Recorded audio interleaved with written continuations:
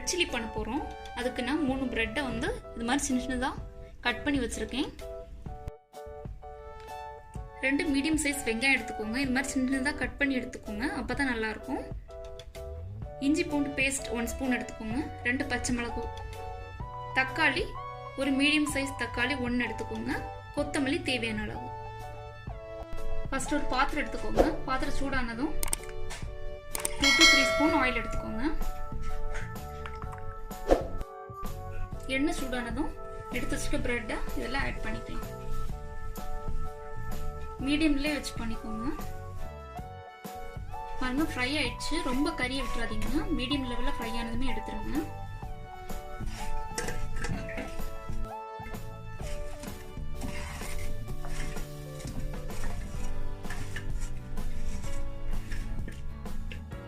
அதே இதில் கொஞ்சம் ஆயில் எடுத்துக்கோங்க.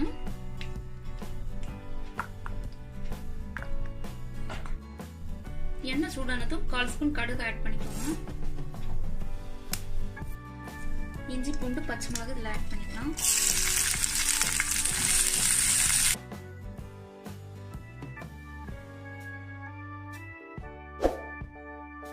அடுத்து வெங்காயத்தை இதில் ஆட் பண்ணிக்கோங்க.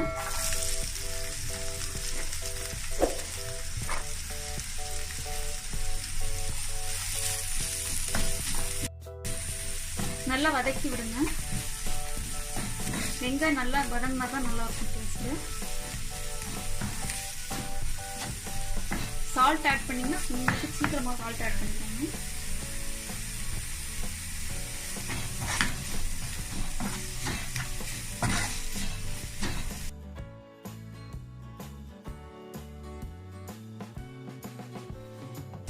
வெங்காயம் நல்லா வதங்கிடுச்சு. இப்போ 1/4 ஸ்பூன் ஜீரக பொடி ஆட் பண்ணிக்கோங்க. 1/4 ஸ்பூன் மஞ்சள் பொடி, 2 ஸ்பூன் மிளகு பொடி,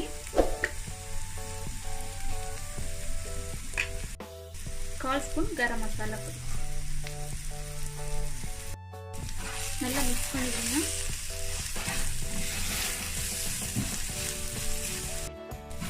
மசாலாவை நல்லா மிக்ஸ் பண்ணி விடுங்க. பாருங்க மசாலா நல்லா வதங்கிடுச்சு. இந்த டைம்ல தக்காளி எடுத்து ஆட் பண்ணிக்கலாம்.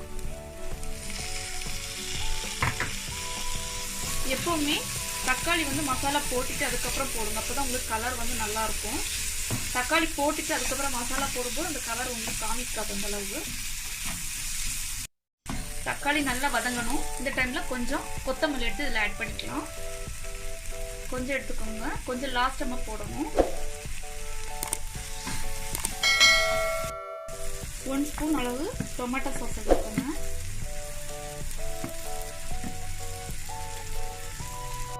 1 ஸ்பூன் சோயா சாஸ் எடுத்துக்கோங்க. நல்லா மிக்ஸ் பண்ணிக்கோங்க.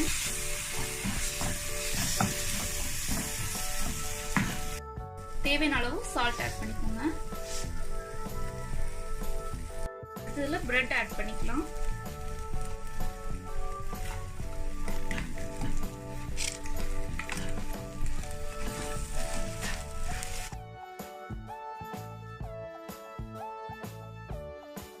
இந்த டைம்ல கொஞ்சம் மல்லியில எடுத்து இதில்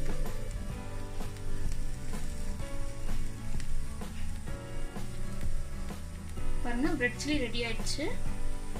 உங்களுக்கு இந்த வீடியோ பிடிச்சிருக்குன்னு நம்புறேன். இந்த வீடியோ உங்களுக்கு பிடிச்சிருந்துச்சுன்னா மறக்காம லைக் பண்ணுங்க, ஷேர் பண்ணுங்க, கமெண்ட் பண்ணுங்க, மறக்காம சப்ஸ்கிரைப் பண்ணிக்கோங்க. மறக்காம பட்டனை கிளிக் பண்ணுங்க.